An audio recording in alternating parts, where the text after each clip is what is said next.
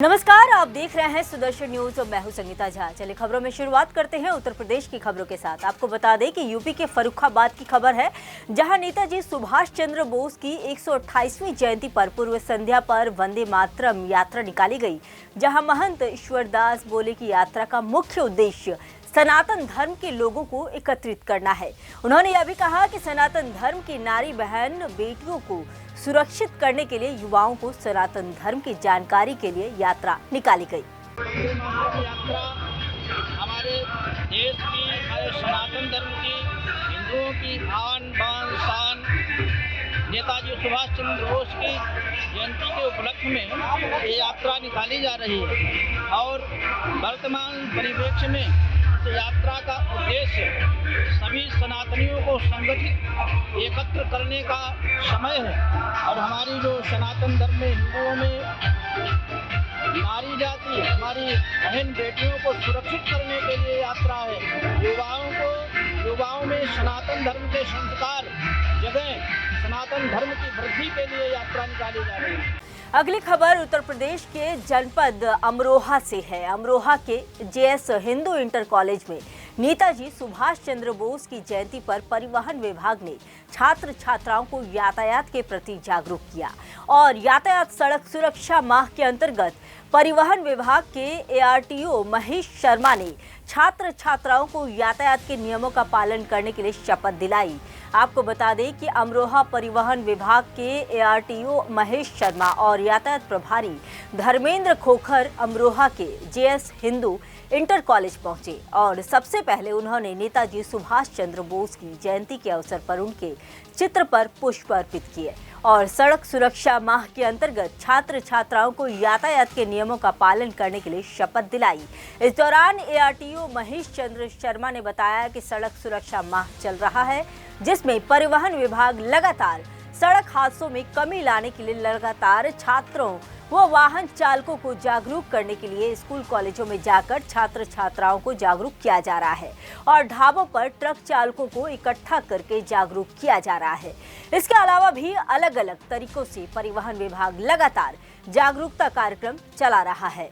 राष्ट्रीय सड़क सुरक्षा माह का आयोजन किया जा रहा है, जो कि 1 जनवरी से लेकर के 30 जनवरी तक आयोजित किया जाएगा। इसमें भिन्न भिन्न दिन हम भिन्न जागरूकता कार्यक्रम कर रहे हैं, साथ में परिवर्तन की कार्रवाई भी कर रहे हैं। उसी के तहत आज यहाँ प्रत्येक स्कूल में मानव श्रृंखला का आयोजन किया जा रहा है और आज जिसमें हम अभी सम्मिलित हुए हैं, ये जेएस हिंदू इंटर कॉलेज में छात्र छात्राओं के साथ मानव श्रृंखला का आयोजन किया गया है, क्योंकि ये शासन से निर्देश थे कि आज सुभाष चंद्र बोस जी जो महान क्रांतिकारी हमारे भारत की आज़ादी दिलाने में रहे, उनका आज जन्मदिन भी है, तो उनके जन्मदिन को सड़क सुरक्षा के लिए मानव श्रृंखला बना करके मनाया जाए, ऐसा निर्देश था। उसी प्रकार का आयोजन किया गया है और एक छोटी सी जागरूकता कार्यशाला का भी आयोजन किया गया कि भाई सब लोग यातायात के नियमों का पालन करें और सड़क में हो रही दुर्घटनाओं में जो है कमी लाएं। अब बात करेंगे फर्रुखाबाद की। आपको बता दें कि फर्रुखाबाद में सीएम योगी द्वारा चलाए गए अभियान सड़क सुरक्षा माह में सीडीओ ने शपथ दिलाई, जहां सड़क दुर्घटनाओं पर रोक लगाने के लिए मुख्यमंत्री सड़क सुरक्षा माह अभियान चलाया गया।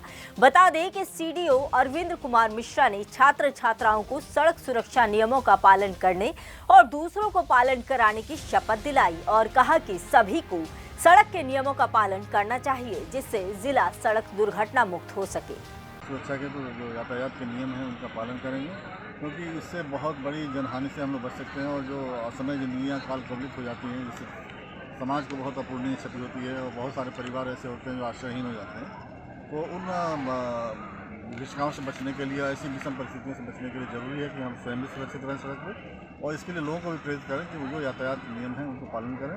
जो अपने सुरक्षात्मक प्रबंधन है उसको सुनिश्चित करके रखें, हेलमेट पहनें, बाएं चलें, गाड़ी को सामान्य स्पीड से चलाएं, बेल्ट अपना सुनिश्चित करें, बेल्ट पहन के ही गाड़ी चलाएं। तो ये सारी चीज़ें हमने बच्चों को भी बताई हैं। इनके माध्यम से दिए जलते हैं, जाएंगे अपने परिवेश में और परिवार में सबको इसके बारे में अवगत कराएंगे। बच्चों को शपथ दिलाई गई और इनसे ये भी आह्वान किया गया कि इसको आत्मसात करेंगे, अपने जीवन में इसको अमल में लाएंगे और साथ में अपने साथियों को, परिवारजनों को और सब आसपास के परिवेश को भी इसके बारे में और जागृत करेंगे। अब बात करेंगे कानपुर की। आपको बता दें कि कानपुर में तेज रफ्तार का कहर देखने को मिला। बता दें कि बच्चों से भरे स्कूल की बस पलट गई, वहीं ड्राइवर की लापरवाही से डिवाइडर से टकराकर पलट गई बस पलटने से बस में हड़कंप मच गया। वहीं बस के पलटने से कई बच्चे और टीचर घायल हो गए, जहां स्थानीय लोग और पुलिस राहत बचाव कार्य में जुटी हुई है। और जीडी गोयनका स्कूल की बस यह बताई जा रही है। पूरा मामला नवाबगंज थाना क्षेत्र के मेनावती मार्ग की है। अब बात करेंगे यूपी के सोनभद्र की। आपको बता दें कि नेताजी सुभाष चंद्र बोस की 128वीं जयंती पर परिवहन विभाग के द्वारा जिला मुख्यालय स्थित हाइड्रिल ग्राउंड पर यातायात नियमों के प्रति लोगों को जागरूक करने के लिए छात्रों और लोगों को शपथ दिलाई गई। बता दें कि भारत के नक्शे के रूप में स्कूली बच्चों और अधिकारियों की मानव श्रृंखला बनाकर लोगों को संदेश दिया गया। कार्यक्रम में जिलाधिकारी महोदय व पुलिस अधीक्षक महोदय के द्वारा सड़क सुरक्षा नियमों की शपथ दिलाई गई।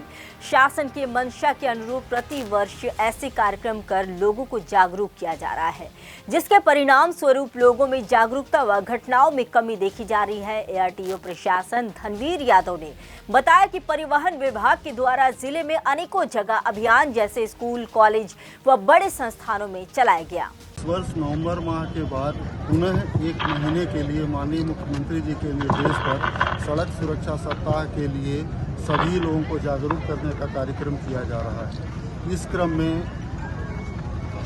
यातायात विभाग और एआरटीओ विभाग ने आज प्रयास करके यहाँ पर स्थानीय विद्यालयों के बच्चों को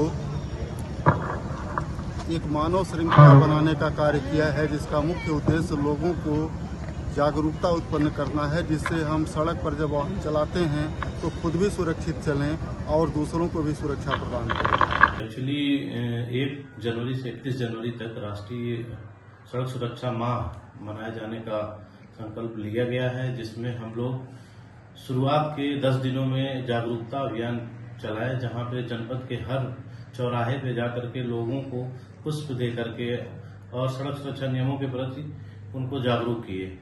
और इसी क्रम में हम लोगों ने जो ट्रैक्टर ट्राली जहाँ पे हमारे ज़्यादा आते हैं वहाँ जा करके उसमें रेट्रो रिफ्लेक्टिव टेप मौसम के हिसाब से कोहरे का मौसम है तो वहाँ जाके लगवाया और उसके संदर्भ में उनको बताया।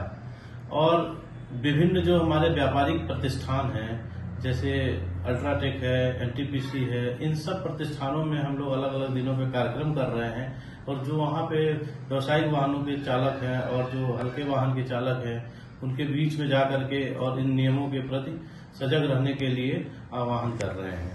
सर, अभी आपने देखा स्कूल वगैरह में भी आपने कार्यक्रम वगैरह लगाया था, वहाँ भी आप लोग गए थे, तो वहाँ बच्चों को किस तरह से ट्रेनिंग कर रहे थे? स्कूलों में बेसिकली ये है कि हम लोग जा रहे हैं कि स्कूल हम लोग मानते हैं कि यहाँ से जो बच्चे निकल रहे हैं जो स्कूल से कॉलेज में जाएंगे, अगर हम शुरुआत में ही उनको इन नियमों के प्रति सजग कर देंगे तो आगे हमको उसका रिजल्ट जो है अच्छे रूप में मिलेगा। इसी क्रम में हम लोग जनपद के प्रमुख स्कूलों में जाते हैं, जो उनका कार्यक्रम होता है उसमें पार्टिसिपेट करते हैं और उनकी जो प्रार्थना होती है उसमें शपथ के दिलवाते हैं रोड सेफ्टी को लेकर के, और जो उनके चित्रकला और विभिन्न प्रदर्शनी चलती हैं।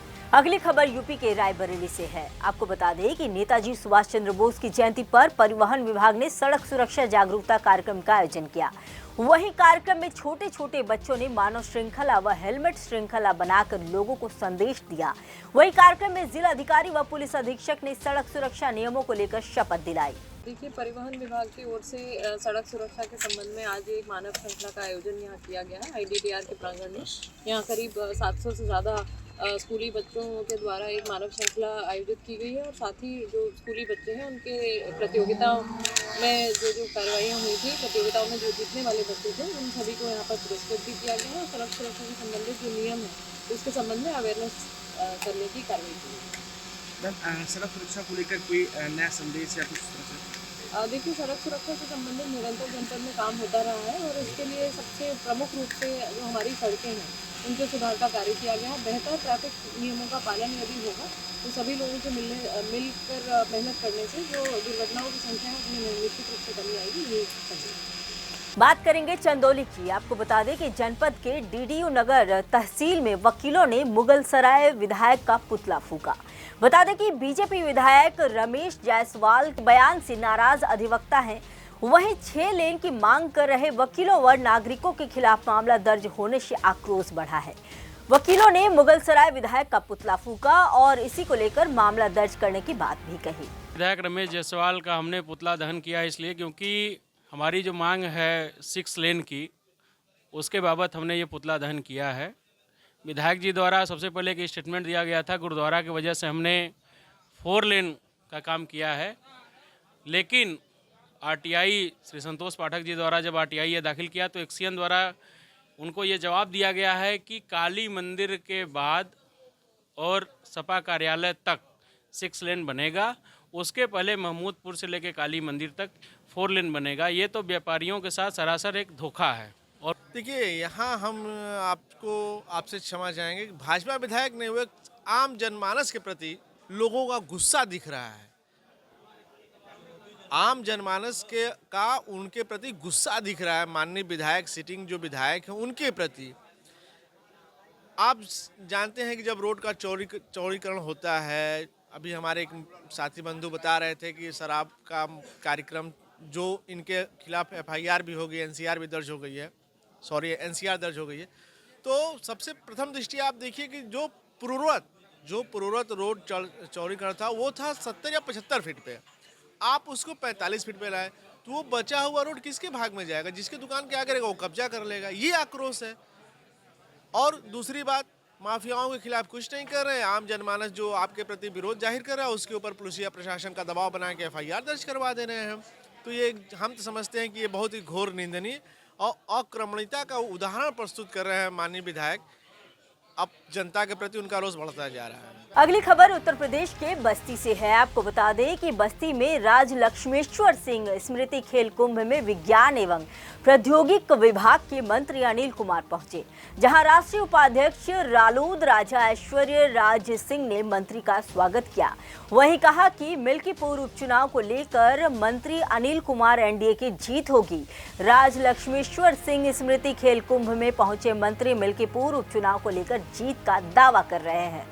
एनडीए के तौर पे चुनाव लड़ा रहा है, हमारा पूर्ण समर्थन है और निश्चित रूप से मिल्कीपुर का जो चुनाव होगा वो ऐतिहासिक होगा।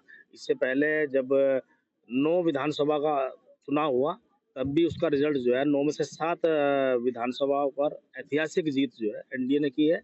और मुझे पूर्ण विश्वास है मिल्कीपुर की जनता पर कि अपने क्षेत्र का विकास के लिए और माननीय मुख्यमंत्री जी जिस प्रकार जो है सभी समाज के हितों में काम कर रहे हैं, सामाजिक रूप से, राजनीतिक रूप से जिस प्रकार सब लोगों को हिस्सेदारी मिल रही है, मुझे पूर्ण विश्वास है अपने क्षेत्र की विकास की गति को बढ़ावा देने के लिए मिल्कीपुर की जनता जो है सही निर्णय करेगी और एनडीए को बड़ी भारी जीत वहाँ हासिल होगी। अखिलेश यादव ने सीधा आरोप लगाया कि सिस्टम का चुनाव है, कि प्रशासन की तरीके से दबाव बना के चुनाव भाजपा जीतना चाहिए। उन्हें अपने चुनाव भी देखने चाहिए। जब उनकी सरकार थी, जो एमएलए उपचुनाव में जीत कर आते थे ना, उन एमएलए की हत्या हो जाती थी, बॉडी तक नहीं मिलती थी उनकी। तो चुनाव में प्रशासन ने नंगा नाच नाचा जो उपचुनाव हुए अम्बेडकर नगर को लेकर, कई जगह तक वीडियो भी वायरल हुई थी। देखो ऐसा नहीं है, प्रशासन अपना काम करता है और जब चुनाव होता है वो एक इंडिपेंडेंट संस्था है, आयोग जो उसको कराता है। प्रशासन उसके प्रतिनिधि के रूप में काम करती है। यदि कहीं कोई छिटपुट घटना होती है तो प्रशासन की जिम्मेदारी से कंट्रोल करना। लल्लू सिंह का जो बयान आया था, कहीं ना कहीं उसका नुकसान आपको होता दिखेगा? नहीं, ऐसा नहीं है। देखो 24 का जब चुनाव हुआ, 24 के चुनाव में निश्चित रूप से जो है विपक्ष को कुछ फायदा मिला है रिजर्वेशन के नाम पे या संविधान के नाम पर, लेकिन जो सही बात है, सही उसके बाद चुनाव के बाद में हम सब लोगों ने जमीन पर उतरकर जो सही बात है उसको लोगों को हमने बताने का काम किया और लोगों ने वो सही बात मानी। उसका प्रमाण ये है कि हम जब उसके बाद जब बाई इलेक्शन हुआ 9 सीटों पर, उनमें से 7 सीटें हमने जीतने का। अगली खबर यूपी के चंदौली की है। आपको बता दें कि आगामी आस्था के महापर्व मौनी अमावस्या के दिन स्नान व मेले को देखते हुए जिलाधिकारी एवं पुलिस अधीक्षक ने घाट का निरीक्षण किया एवं जानकारी लेने के साथ ही आवश्यक दिशा निर्देश दिए। बता दें कि चंदौली बलुआ स्थित पश्चिम वाहिनी गंगा घाट पर 29 जनवरी बुधवार को मौनी अमावस्या के पर्व पर स्नान व मेले को लेकर जिलाधिकारी निखिल टी फुंडे एवं पुलिस अधीक्षक आदित्य लांघे ने संबंधित विभाग के अधिकारियों संग घाट का निरीक्षण कर व्यवस्थाओं, श्रद्धालुओं के स्नान को लेकर जायजा किया। उन्होंने यह भी कहा कि स्नान व मेले में सभी विभागों के लोग मौजूद रहेंगे। की इंस्पेक्शन की गई है, साथ में डीएम साहब के द्वारा और यहाँ के जो टीम है और साथ में यहाँ के जो स्थानीय लोग हैं सबसे जानकारी प्राप्त की गई।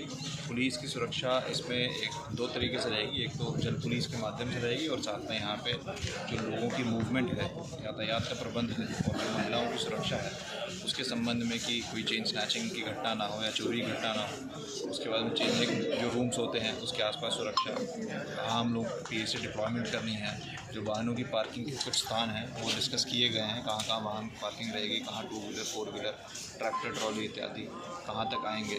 और उसके साथ ही साथ यहाँ पे पॉइंट्स पे चेक पॉइंट्स रहेंगे, कहीं डीएफएमडीज़ भी लगेंगे, एचएचएमडीज़ भी लगेंगे।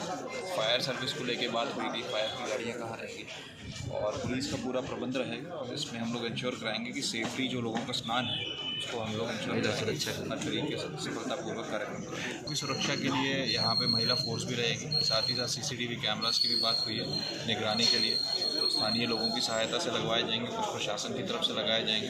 कंट्रोल रूम बनाया गया है, कोई ऐसी बात होगी तो तत्काल सूचना पुलिस अटेंड करेगी और इंश्योर करेगी कि ये कार्यक्रम महिलाओं के लिए सुरक्षित तरीके से लोग आज यहाँ पर सभी आला अधिकारियों के साथ, जनपद के पुलिस अधीक्षक के साथ बलुआ घाट आए हैं। यहाँ पर मौनी अमावस्या के दिन बड़ी भीड़ होती है जिसमें श्रद्धालु आके यहाँ पर पवित्र गंगा में स्नान करते हैं, पूजा अर्चना करते हैं।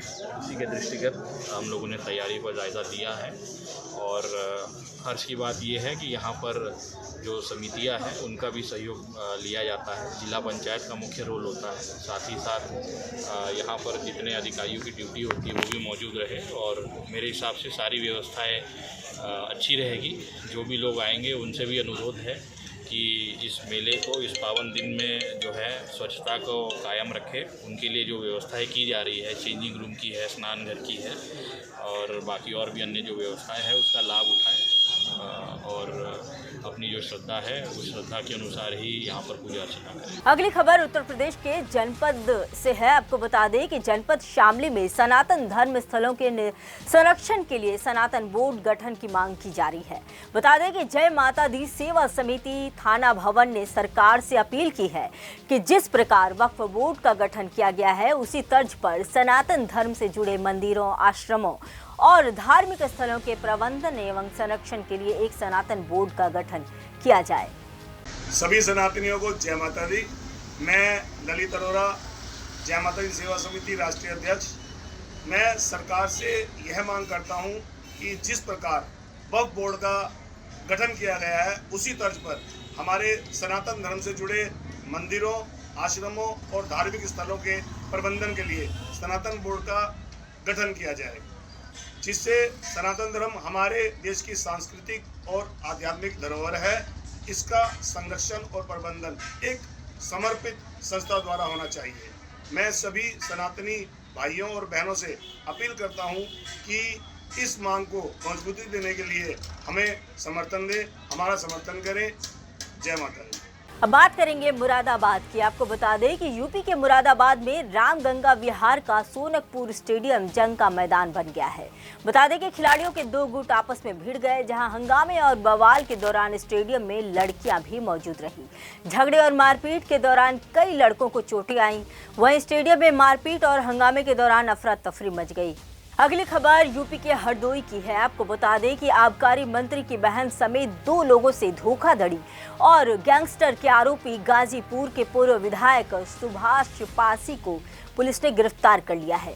बता दें कि देहात कोतवाली पुलिस ने पूर्व विधायक को गिरफ्तार किया है, तो वहीं गुरुवार को उन्हें कोर्ट में पेश किया जाएगा। इसी को लेकर अधिकारी ने क्या कुछ जानकारी दी है, आप भी सुनिए। जुडिशियल मजिस्ट्रेट हरदोई द्वारा निर्गत एक आदेश का पालन किया है। यह आदेश सुभाष पासी और रीना पासी के विरुद्ध जारी हुआ था। दोनों के विरुद्ध NBW हरदोई कोर्ट ने, माननीय न्यायालय ने जारी किए थे। 3-4 बार इनके विरुद्ध NBW जारी किए हुए थे। इस संबंध में हरदोई पुलिस की टीम मुंबई रवाना की गई थी। 9 जनवरी को ये NBW निर्गत हुए थे। टीमें रवाना की गई थी, वहाँ पे उनको गिरफ्तार करके, सुभाष पासी को गिरफ्तार करके लोकल कोर्ट में प्रस्तुत किया गया था ट्रांजिट रिमांड लेने के लिए। 21 तारीख को 2 दिन की ट्रांजिट रिमांड मिली थी और इनको सुभाष पासी को हरदोई पुलिस द्वारा सकुशल कल हरदोई लाया गया है और माननीय न्यायालय के समक्ष आज प्रस्तुत किया जा रहा है। इनकी पत्नी के विरुद्ध भी NBW निर्गत है। ये 2 साल पुराना केस है, 2023 का धोखाधड़ी का केस है, जिस संबंध में माननीय न्यायालय कई बार आदेश दे चुका था कि माननीय न्यायालय में इनको प्रस्तुत होना, लेकिन ये प्रस्तुत नहीं हो रहे थे। इसी संबंध में दोनों के विरुद्ध माननीय न्यायालय द्वारा NBW निर्गत किया गया था, जिसका अनुपालन हरदोई पुलिस द्वारा किया जा रहा है। अगली खबर यूपी के संभल से है। अध्यापक का फर्जीवाड़ा उजागर हुआ है संभल में, जहां आरोपी अध्यापक दूसरे शिक्षक की जगह अपना फोटो लगाकर नौकरी के एग्जाम देता था। तो वहीं शिकायत मिलने पर डीएम के आदेश पर हुई टीम गठित की गई, जिसके बाद टीम जांच के बाद शिकायत की पुष्टि हुई। तो वहीं इसकी पुष्टि बीएसए ने की है और मामले में आगे की कार्रवाई जारी है। इसमें हमारे पास शिकायतकर्ता के द्वारा शिकायत की गई थी और जिलाधिकारी महोदय के पास भी शिकायतकर्ता ने शिकायत की थी। उसके बाद उसमें सुनवाई हुई, उसमें कमेटी गठित हुई थी परियोजना निदेशक पीडी साहब के और मेरे संयुक्त रूप से, और उसमें हम लोगों ने जांच की। उसके बाद प्रथम दृष्टया पाया गया कि वो जो शिकायत है वो सही है, उसके आधार पर कार्रवाई की गई है निलंबन की। इसमें एक शिकायत आई थी जो पीडी साहब और बीएसए साहब के माध्यम से हमने जांच कराई थी और उस जांच में प्राइमा फेसी जो सुनील कुमार हैं वो दोषी पाए गए थे, इसलिए उनको निलंबित किया गया है।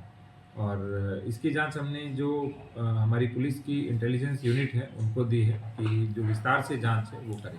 अगली खबर यूपी के हरदोई की है। आपको बता दें कि एक सराफा की दुकान में हुई लाखों की लूट का पुलिस ने खुलासा कर दिया है।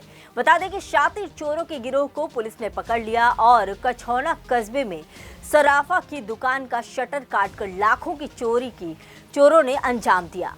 मामले में पुलिस ने शातिर चोरों को चोरी के माल सहित गिरफ्तार कर लिया है और आगे की कार्रवाई जारी है। बीते दिनों थाना कछौना अंतर्गत कस्बे में विशाल ज्वेलर्स हैं, उनके यहाँ अज्ञात चोरों द्वारा शटर तोड़ के चोरी की घटना कारित की गई थी। उपरोक्त घटना के खुलासे हेतु 3 टीमों का गठन किया गया था। टीमों के द्वारा अथक प्रयास एवं विभिन्न लोगों से पूछताछ।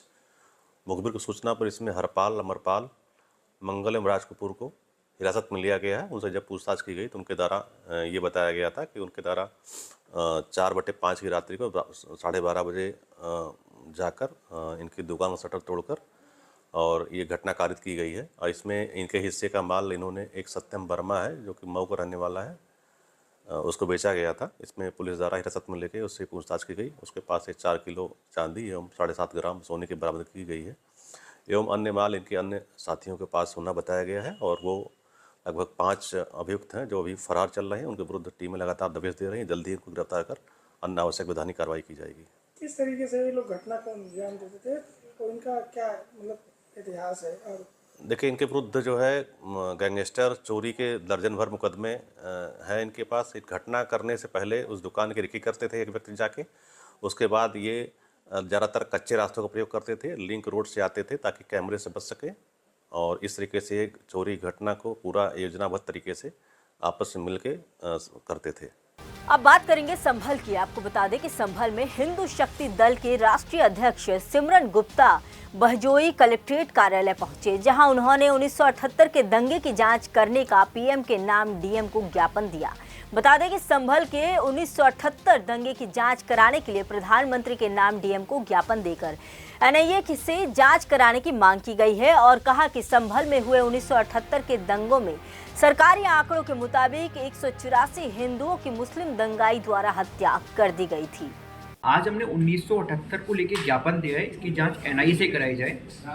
जो 1978 में दंगे हुए थे जिसमें 184 हिंदुओं की निर्मम हत्या कर दी गई थी, जिसके लिए 1992 में जब समाजवादी पार्टी की सरकार आई वो सारे केस वापस ले लिए गए। उसको लेके हमने कहा है इसमें प्रधानमंत्री के लिए एक ज्ञापन दिया है डीएम साहब के थ्रू। अधिनियम 1952 के तहत इसकी जांच एनआईए से या सीबीआई से कराई जाए। सेंट्रल गवर्नमेंट को 1952 अधिनियम के तहत पूरा अधिकार है कि एक निरपेक्ष जांच एजेंसी गठित करके इसकी जांच करा सकते हैं ताकि दोषियों को सजा मिल सके। मैं देश के नेताओं से पूछना चाहता हूँ, कुछ एक हमारे देश के नेता अखिलेश यादव जैसे हैं, राहुल गांधी जैसे संविधान हाथ में लेके घूमते हैं। क्या संविधान हाथ में लेके घूमते हैं? उनके लिए शर्म है किसी बात की? उनके अंदर इंसानियत है? अगर जरा से भी इंसानियत और शर्म है तो 1978 में जिस 184 निर्मम हिंदुओं की हत्या कर दी गई, क्या वो उसकी जांच कराने के लिए एक शब्द बोलने की हिम्मत रखते हैं? क्या उनके लिए मुस्लिम वोटों की तुष्टीकरण करना जरूरी है या हिंदुओं की भी रक्षा करना जरूरी है? नहीं, 8 मुकदमे तो समाजवादी पार्टी की सरकार के टाइम में। मैं वही अखिलेश यादव से पूछना चाहता हूँ। अखिलेश यादव कहते हैं संविधान खतरे में है। अगर आप एक विशेष समुदाय के लिए जो गुंडे बदमाशी करते हैं, आतंकवाद करते हैं, आतंकवाद फैलाते हैं, सरेआम हिंदुओं की हत्या करते हैं, उनके मुकदमे वापस लो, तब संविधान खतरे में नहीं आता। जो निर्मम हिंदुओं की हत्या करते हैं और वैसे कोई बात हो, संविधान खतरे में है। आपको केस नहीं बता रहे थे अपना केस? आज हमने राहुल गांधी के खिलाफ केस डाला है। 15 जनवरी को कांग्रेस पार्टी का एक नए कार्यालय का दिल्ली में उद्घाटन किया था। उस समय राहुल गांधी जी ने ये कहा था कि मैं बीजेपी आरएसएस से हमारी लड़ाई नहीं है, हमारी लड़ाई इंडिया से है। मैं राहुल गांधी जी को एक बात कहना चाहता हूँ कि आपकी इतनी हैसियत है जो आप इंडिया से लड़ सको। इंडिया नहीं आपके दादी को प्रधानमंत्री बनाया, इंडिया नहीं आपके पिताजी को प्रधानमंत्री बनाया, आप इंडिया से लड़ोगे। राहुल गांधी जी ये बात भूल जाएं। कहाँ पर दर्ज कराया है केस? ये मैंने डिस्ट्रिक्ट कोर्ट में दर्ज कराया है। क्या क्राइम नंबर मिला है कुछ? अभी शायद अभी 1 घंटे में मिल जाएगा क्राइम नंबर उसका।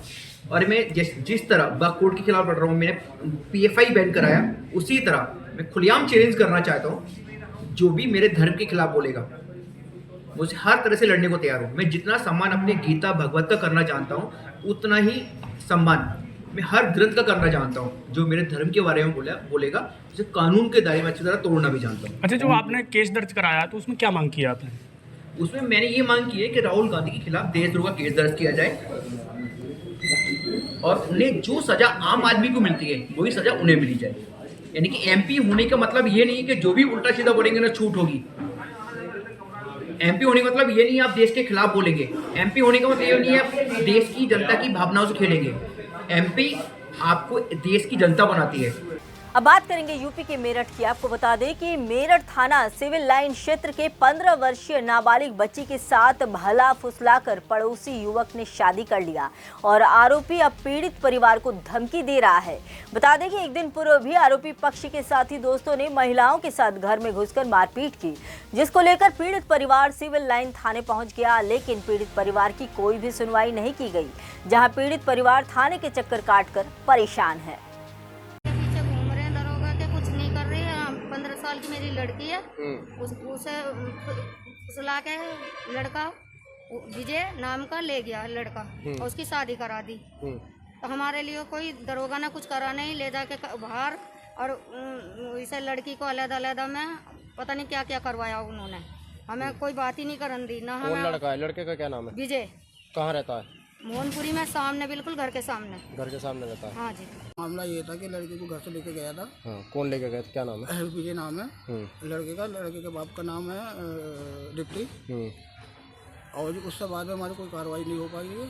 और अगर कल मैं निकल रहा था, वो लड़का विजय और मनोज मुझे देख रहे थे, गाली गलौज कर रहे थे। और गाली गलौज करने के बाद में मैंने जैसा फ़ोन निकाला तो एकदम फरार हो गए। फिर मैंने घर जाकर ये बात बताई है, तो फिर मैंने 112 में कॉल करी है। 112 में कॉल करने के बाद में वो आए, लेकिन विजय और मनोज दोनों घर से फरार हो गए। 15 साल की बहन थी, उसे बिना फुसला के हमारे घर के सामने वाला लड़का उसे लेकर चला गया। लेकिन हम पता नहीं कहाँ लेके गया था। 4 दिन से हमारी बहन अब आई थी। क्या नाम है उस लड़के का? उसका नाम है विजय। कहाँ रहता है? वो बिल्कुल घर के सामने रहता है हमारे। उसे हमारी बहन से हम कुछ भी पूछते हैं, उसे डरा धमका रखा है, हमें कुछ नहीं बताती। अब इसने मुंह खोला है, हमें पता चल गया। जी, मेरे मोहल्ले में एक लड़का रहता है, वो मेरे को ब्लैकमेल कर रहा था कई दिनों से। क्या नाम है उसका? उसका नाम विजय है। और वो उसने मेरे को ब्लैकमेल करा और क्या कहते हैं मेरे साथ ज़बरदस्ती करी कि मेरे साथ शादी कर ले। तो उसे वो ले गया, मेरे को भला फुसला के उसने मेरे साथ शादी कर ली।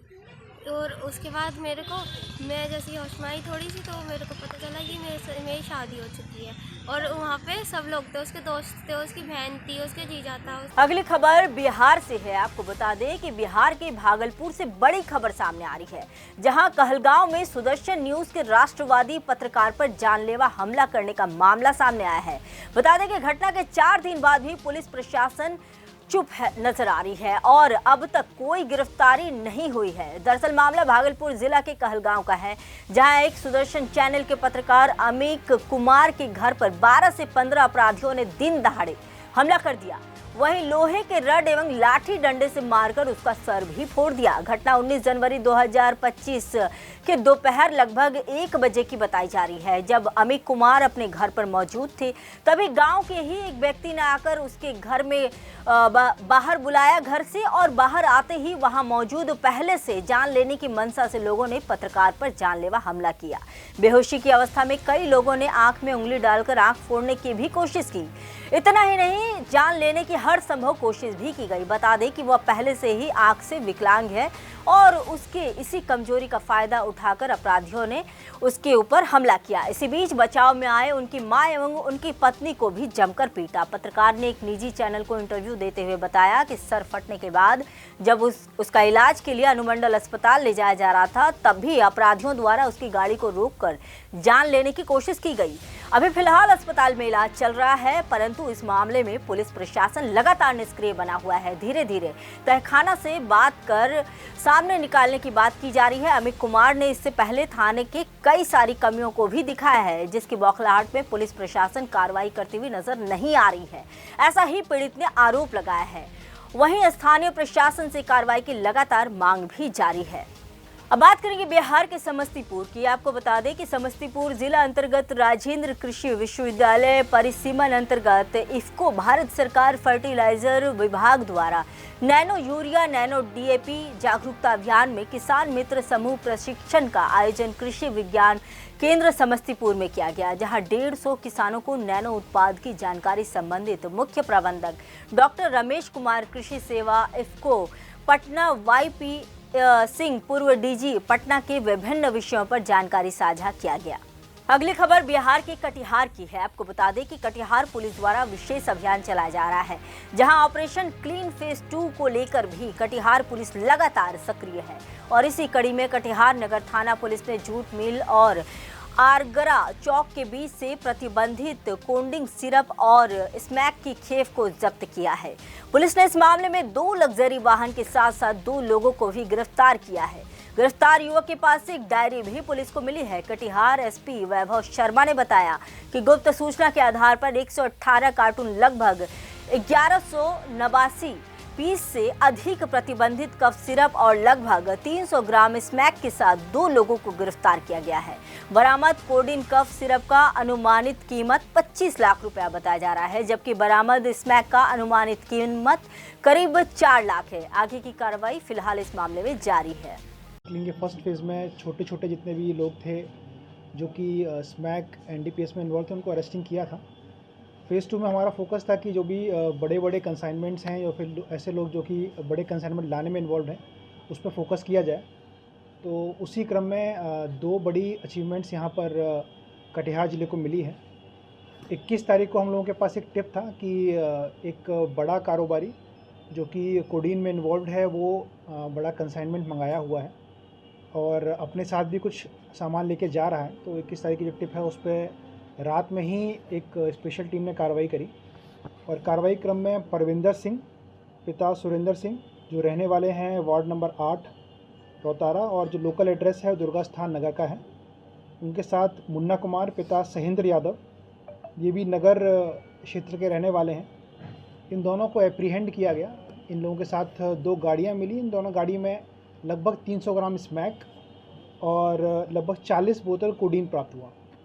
पूछताछ के क्रम में चूंकि हम लोग बस अगली खबर बिहार के दरभंगा से है, जहां निगरानी की 6 सदस्यीय टीम ने गुरुवार को बेतिया के DO रजनीकांत प्रवीण की पत्नी सुषमा कुमारी के नाम से फ्रेंचाइजी के रूप में दरभंगा सदर प्रखंड के लुआम गांव में संचालित बिरला ओपन माइंड स्कूल में छापेमारी की। बता दें कि बेतिया के DO रजनीकांत की पत्नी सुषमा के नाम से फ्रेंचाइजी के रूप में लुआम दरभंगा में चलता है।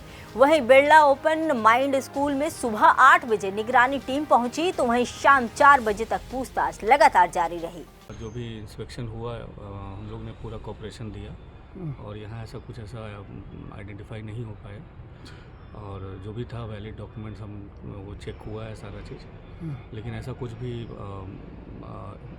अननेसेसरी डॉक्यूमेंट्स यहाँ पे अवेलेबल नहीं मिला है। कितने सदस्यीय टीम थी सर और कौन सी टीम थी? से ही आए हुए विजिलेंस डिपार्टमेंट पटना सुबह से ही इंस्पेक्शन चल रही है, लेकिन अभी ऐसा कोई भी जानकारी यहाँ पे अवेलेबल नहीं हो पाया है। कितने लोग थे और क्या वो चाह रहे हैं, क्या पूछ रहे हैं आप लोगों से, बातचीत क्या हो रही है? बातचीत यही हो रही है कि जो यहाँ कितना ये स्कूल कब से खुली हुई है और कब से मतलब इनका एक्सपेंडिचर एक्सपेंस का भी सारा चीज़ हुआ, लेकिन ऐसा कोई भी फ्लैश अभी तक न्यूज़ नहीं, एक जो अननेसेसरी न्यूज़ होता है ये सब नहीं हुआ है यहाँ पे। आप ये बताएं कि किन के नाम पर ये स्कूल है और क्या पूछा जा रहा है, बताएं। ये तो स्कूल में बिरला ओपन माइंड्स है और जो डायरेक्टर हैं वो डॉक्टर सुषमा कुमारी हुई, और हम लोग 100% श्योर हैं कि ऐसा कुछ ऐसा प्रोसेसिंग जो है यहाँ पे इनवैलिड प्रोसेसिंग ऐसा नहीं हो पा रहा है। अभी अंदर में वो लोग जो टीम है, कितने सदस्यीय टीम है वो लोग?